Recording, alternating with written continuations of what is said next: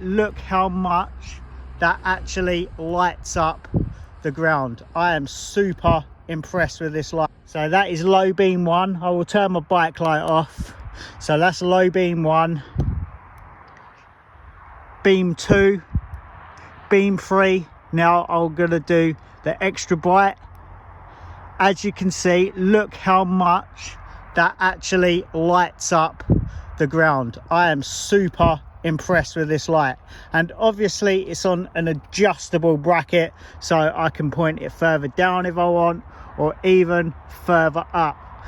But that is literally nearly as bright as a car headlight. That is extremely bright indeed. Very, very impressed. Not only impressed with the build quality, but how well it actually performs. So yeah, so now you're going to probably see the difference, because I'm going to turn my bike light off. As you can see, when I turn it on and off, there is a slight difference. But now for this awesome light. So there's brightness 1, and straight away you can see it beam up the floor. Brightness 2, brightness 3, and then let's go full brightness, double tap. As you can see, full brightness, and look at that. Look at the difference that makes.